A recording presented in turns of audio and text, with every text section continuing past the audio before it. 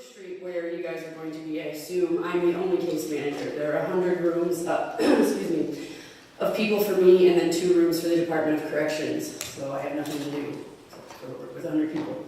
So they do have very diverse backgrounds. Some of them it's criminal, some of them it's, well, like you just said, mental health.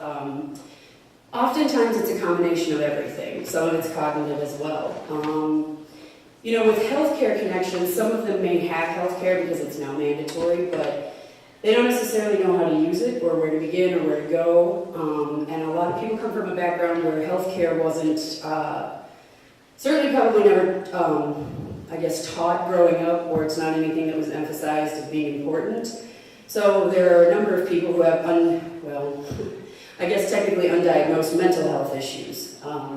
And that probably goes with health things that's just not as obvious to me as mental health issues are. The layout of the living situation is very much like dorm room setting, but think like of a building in 1952 that has had very few upgrades. So it's glamorous. They have a single room, they share a kitchen, they share a bathroom, and then we have 14 efficiencies where it's just that, a little efficiency. It's segregated by gender, 2nd floor women, 3rd floor men, 4th floor men, and then the efficiencies on the other side. No children are allowed in that building. We do have child sex offenders in the building. That's an issue for some folks. I get it. I don't know. I mean, I guess that's kind of the overview. I don't know if there's anything more particular that you wanted to know about. Could you tell us kind of about Porchlight as a whole entity as well? Yeah. It's sad that I need a cheat sheet after all these years of working here, but I do. Okay, so we have a lot of different programs. We've got this single men's shelter, the homeless shelter, just the evenings. They come in the evening, they get fed, excuse me, they get a bed, and then I believe it's 8 in the morning. That's when it's over. That's when they have to leave and find somewhere else to go. We also have the hospitality house, which is a daytime shelter. Again, that's for anybody. We have staff there, but the amount of people that utilize it versus the amount of staff doesn't really add up all that well. But they try and give them services, help them with jobs, give them a mailing address to get, whatever it is. Get them connected with food share or, whatever their needs are. Point them to a resource, whatever they can do. We have a lot of transitional housing, and most of it's a 2-year program where the goal is to get permanent housing, but also help them with whatever their goals are. Get an income if you don't have one. Some of them are 30% of an income. That way, if they come in, no job, haven't been connected with disability, but maybe need to be, they can live somewhere while they're trying to get this done, which is kind of nice. But then in 2 years, if they haven't achieved their goal, they still have to move out because it is just that 2-year transitional. We have that for families and singles, both. We have the STABLE program.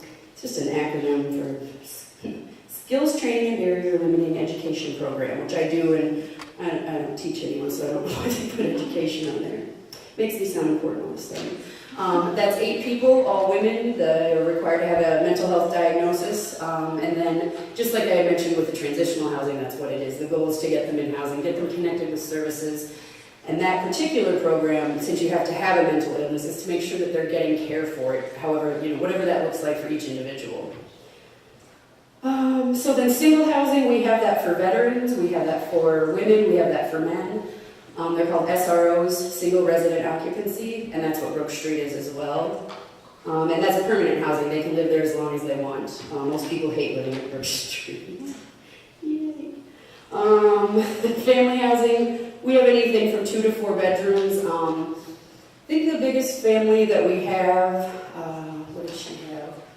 A litter of 7 kids, I think, and 1 adult. So it can be, a huge family like that down to just, a single 1 adult, 1 child, that kind of thing. And that's permanent housing. And we have something called a PBV, project-based voucher. I don't expect you guys to remember this, of course, but they get their Section 8 voucher at the end of that program. Section 8 voucher is 30% of your income. You can have that voucher forever, unless for whatever reason you were to get evicted or, get into a criminal trouble, then it would be revoked. But they can take it anywhere. It can be all over the state, so, move out wherever they want to move. That goes with them. So it's kind of like a golden ticket, except for it's really hard to use those even now. Excuse me, because landlords have really cracked down on accepting anyone. Let's see, so then I said, so the veteran program, that is also transitional. but it's, I think they have 24, we'll say 24, that sounds nice. 24 rooms, it's all men as well. That's another program that will accept child sex offenders. That's very hard to get housing. Very few places will allow child sex offenders to have housing. So, yeah, like I said, that's not the most favorable. But one thing people ask me is it safe? Yeah, you're fine. I've not ever not felt safe, unless it's something in particular where I'm working with them in a capacity that none of you guys would, so you're not going to evict them, so you're good. Don't joke about it, it won't be funny. I mean, I don't know, do you guys have any questions? I know I rattle off, I talk kind of fast, but if there's anything that I left out, I mean, that pretty well covers it. I think our mission statement's something happy, like we're a solution to homelessness. Not the answer to it, but certainly we try to be a solution to it. Is your day been as long as mine? Is that why you're just like out in space there? You guys are all too young for that. Anything else? I mean, yeah, in a nutshell, in a fast nutshell, that's what covers it. I know that, in the past, I don't know if anyone's ever, done the volunteer work or worked with them before. It's been really successful. Bring food and they will come. That's for anything.